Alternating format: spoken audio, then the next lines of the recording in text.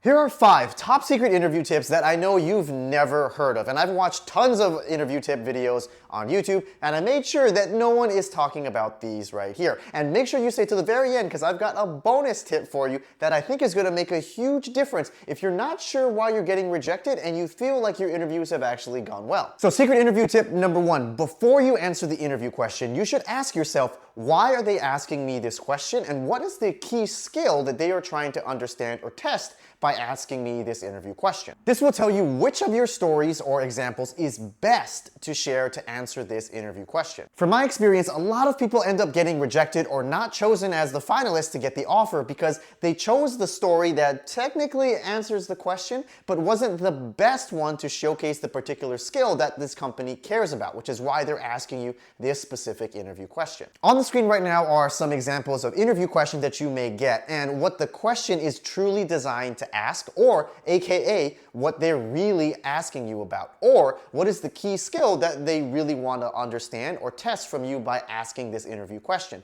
This could either be related to the technical part of the role or for the behavioral or cultural fit at that company. Now, this concept may be a little hard to explain just from words, so I want you to watch this clip from a practice interview that I did with somebody, which would give you a good idea of what I mean by choosing the right example. Can you tell me about a time when you had a conflict with someone else in marketing or sales and how you handled it? And so one of the conflicts that we ran into was that we were spending a lot of money on brand campaigns instead of lead gen or pipeline. However, because I had a tight budget, I couldn't put too much money towards brand and awareness. In order to move past or come up with a compromise, I do need to reach out to a different function. And that function was the brand and events team. And so I asked them, can I get support with budget? And they did allocate a certain number of budget. This is a soft skills question, right? It's not really so much a technical question. It's more about like cross-functional collaboration, prioritization, stakeholder management, managing up, managing down, etc. Like that's what they would care about. That's not necessarily the best answer here is because your solution was, oh, well, you just need support. So like I'll give you support. And then they said, okay. Is that really conflict resolution? Not really, right? Like there was no conflict there, right? And also, even if there was, your solution is quite frankly simple. And the second tip is to make sure that you subscribe for free weekly career advice. Okay, but seriously, the second tip here is that what you say in your interview is much more important than how you say it.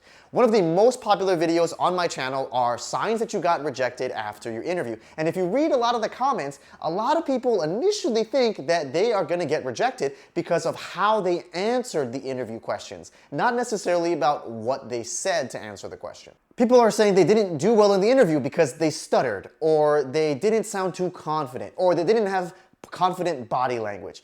Those are not the reasons why you typically get rejected. Hiring managers, interviewers, and recruiters know that it's an interview, so it's not going to be perfect, and they don't expect perfection from you when you're interviewing and you're a candidate. You're going to get nervous, you're going to stutter, you're going to ask for a second to think. These are all very normal parts of doing an interview, because remember, they were in your shoes before. Now, obviously, it would be great if you could answer the question perfectly immediately as soon as they ask the question with perfect confident body language. But they know that's just not possible to do that 100% of the time, especially for some of these companies which have you do 5 or 6 interviews back to back in a single day. Now, if you don't believe me, watch these 2 different examples and tell me which one do you think is better and who would you rather hire? Absolutely. I have 10 years of work experience. I graduated from college in 2015 with a biology degree. Then my first job was as a BDR for 2 years. Then I moved on to becoming, so I've been an account executive for the last 5 years, and most of my time has been spent working with enterprise level accounts, mostly in North America. And my last 3 years have been in the cloud and SaaS industries, which is, I believe, extremely, relevant for you and your company. And since starting my sales career, I've been the top salesman, 6 times in a row, and I've been to President's Club 6 times. Okay, but why am I even saying that this is an interview tip? Well, don't let how you answer the interview question throw you off your game and give you imposter syndrome or make you even more nervous once your interview starts. It's totally fine to have a little rough, bumpy start, and then once you get into the groove, your confidence should increase as the interview goes on. So don't let yourself get in your head if how you answer the question isn't always perfect. Now, the next tip is that if you aren't ready for your interview, don't be afraid to reschedule it. A lot of people are worried that if they try to reschedule their interview at the last minute, it's going to be a bad impression, or they're going to end up getting rejected. Or worse, they feel like if they take 1 or 2 extra days, another candidate is going to swoop in and steal that job right under their nose. Look, it's much better to postpone your interview 1 or 2 business days, giving you more time to study. That way you actually nail your interview and give you a better chance of actually getting this job offer. And worst case scenario, you ace this interview and you get a positive score in the company system, which means even if someone else ends up swooping in and taking this job, which is probably not likely in just 1 or 2 business days, but if that does happen, at least the company knows that you're also a great candidate. So if they get more headcount or another job in the future, they'll immediately call you back because you were one of the good candidates. Now, on the flip side, if you rush into your interview and you know you're not ready and you know you didn't study or prepare enough, and then you end up bombing this interview, you're going to get blacklisted from this company and they're never going to want to talk to you again or let you interview in the future. The next tip here is that when you answer an interview question, your goal should be to reduce the amount of follow-up questions or have as little as possible without talking for too long. So for most interview questions, your answer should be somewhere between 3 to 5 minutes, with the exception of if you need to introduce yourself by answering the question, tell me about yourself, walk me through your resume, or why should we hire you. That question should be about 2, maybe 3 minutes at the most. But in general, most of your interview answers should never go above 5 minutes long. So when you're answering your interview questions, think about the how and the why in order to reduce follow-up questions. Now, most people typically cover the what and the who, especially if you know the STAR method. And by the way, if you don't know what that is, watch my full video explaining that right here. But most people always cover and explain the who and the what that they did. But very rarely do they explain why they made certain decisions and how they arrived at certain conclusions. The how and the why is the most important part of your answer because this is going to show them what your critical thinking is like and how good you are at your job. And it's going to reduce the amount of follow-up questions, which will make you look like a better candidate compared to everyone else. So here's a quick example showing you what a bad answer would be and then what a good answer would be, making sure you're talking about the how and the why. So I had noticed that our sales were decreasing in the year, even though we had acquired new customers and our marketing budget actually was lower than last year. And so in order to solve this problem, I decided to offer a short-term discount for our newest customers, as well as some of our existing customers, in order to increase our number of upsell opportunities. And as a result of this, we were actually able to increase sales by an extra 15% even with the discount. So because I work at a startup, we don't have a lot of pre-built dashboards and metrics that we can really look at in terms of sales metrics, KPIs, and marketing. And so what I did was I actually worked with one of our sales analysts to create a brand new dashboard using SQL and Tableau in order to better visualize our marketing spend by region and break it up between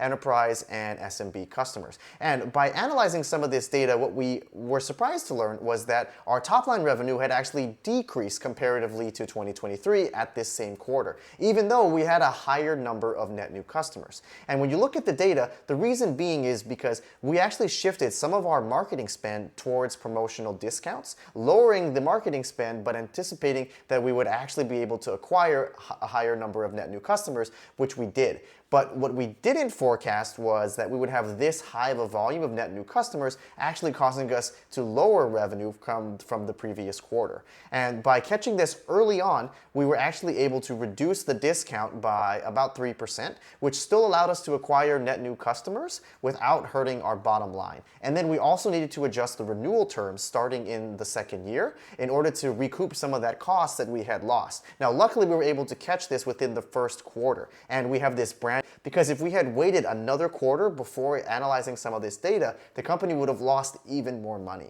The next tip is that it is okay to slightly stretch the truth a little bit in terms of what you did to solve a problem or the result or impact that it had for a company. But this is only true if you are able to explain in great detail how and why something was done.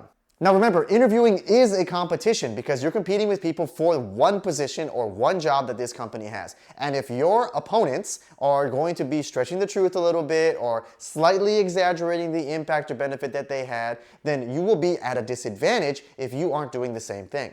Now, I am not encouraging you to flat out lie in your interviews, making up stories about things that you have done, or making up amazing results that actually did not happen at your company. But I am saying it is okay to increase the result or impact by maybe 2 or 3 percentage points. Or maybe if one of your teammates did one part of the project, but you actually could do that part yourself, but it's an important part for this role, it is okay to say that you know how to do that.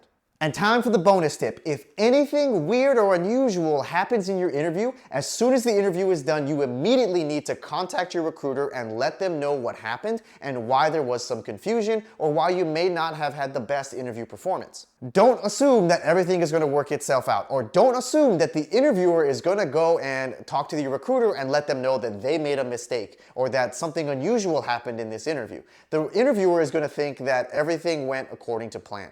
Here are a few examples of what I mean. Let's say the recruiter tells you that this job does not require you to know C++. Then you go into your interview and the interviewer starts to ask you coding questions in C++.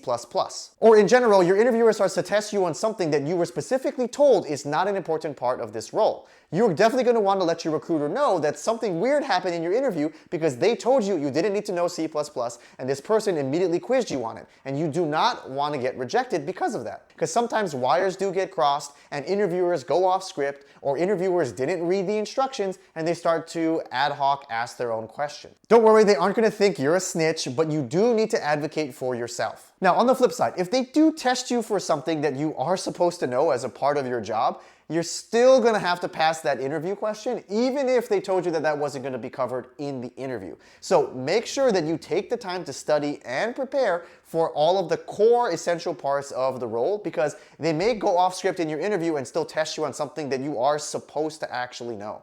Which is why I had that point earlier, which is if you don't feel prepared for an interview, don't be afraid to move it back by 1 or 2 days. All right, so now you have all of the hidden secret interview tips that no one else has ever talked about. But are there tips that you have? Put those down in the comments so that we can help everyone in the community ace more interviews. Thank you all for watching, and don't be afraid to shake things up now that you have these secret interview tips.